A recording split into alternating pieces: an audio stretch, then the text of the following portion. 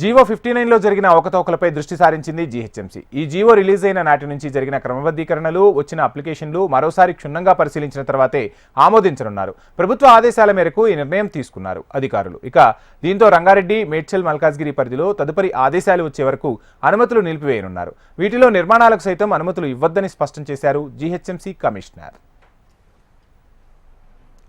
GO 59 నిరుపేదలకు ఆశాజ్యోతి లాంటిది. ప్రభుత్వ భూముల్లో దశాబ్దాల నుంచి ఇళ్లు కట్టుకుని ఉంటున్న వారికి ఆ స్థలాలను క్రమబద్ధీకరణ చేసేందుకు గత సర్కారు కొంత అపరాధ రుసుము చెల్లించి వారి సొంతం చేసుకునేలా తీసుకొచ్చిన పథకమే ఇది. అయితే పేదల కన్నా పెద్దలే గద్దల్లా ఈ భూములను తన్నుకుపోతున్నారనే విమర్శలు సర్వత్రా వినిపిస్తున్నాయి. రాజకీయ అండదండలతో పెద్దలు సైతం ఎకరాల కొద్దీ భూమిని జీవో 59 కింద అప్లికేషన్ పెట్టారు. 250 గజాలలోపు ఇళ్లు నిర్మించుకుంటే 25%, 251 నుంచి 500 గజాల వరకు 50%, 500 నుంచి 1000 గజాలలోపు ఇళ్లు నిర్మించుకుంటే 75% మార్కెట్ ధరలో రుసుము చెల్లించాలని గత సర్కార్ ఉత్తర్వులు జారీ చేసింది.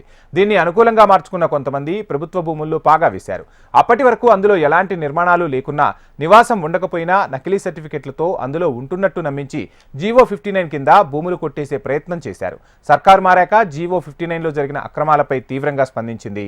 జీహెచ్ఎంసీ పరిధిలో ఇలాంటివి ఎక్కువగా ఉండటంతో కమిషనర్ను అప్రమత్తం చేశారు. దీంతో ఈ జీవో కింద జారీ అయిన ప్రతి ఫైలును మళ్లీ పరిశీలించాలని జీహెచ్ఎంసీ నిర్ణయం తీసుకుంది.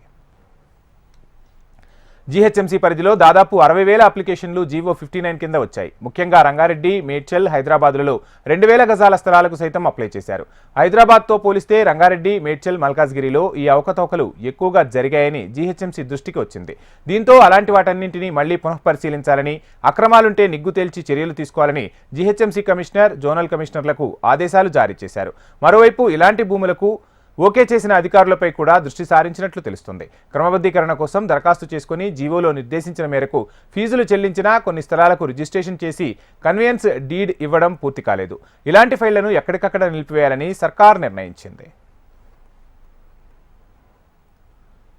ఇక హైదరాబాద్ చుట్టుపక్కల ప్రాంతాల్లో భూముల ధరలకు రెక్కలు రావడంతో ఇలా అక్రమ మార్గాల్లో ప్రభుత్వ భూములను కాజేసే ప్రయత్నం చేస్తున్నారు అక్రమార్కులు. కొంతమంది పేదల కోసం గత ప్రభుత్వం తీసుకొచ్చిన ఈ జీవో 59తో పెద్దలు కూడా లబ్ధి పొందే ప్రయత్నం చేశారు. తక్కువ రేట్లకు సర్కారు భూములను చేపట్టాలని చూశారు. ఎన్నికల హడావిడి టైంలోనే కొంతమంది అధికారుల అండదండలతో తమకు కావాల్సిన పనిని చక్కబెట్టేసుకున్నారనే వార్తలు వినిపిస్తున్నాయి. మరి ప్రస్తుత ప్రభుత్వ నిర్ణయంతో జీహెచ్ఎంసీలో అలాంటి అవకతవకలకు పులుస్టాప్ పడుతుందో లేదో చూడాలి.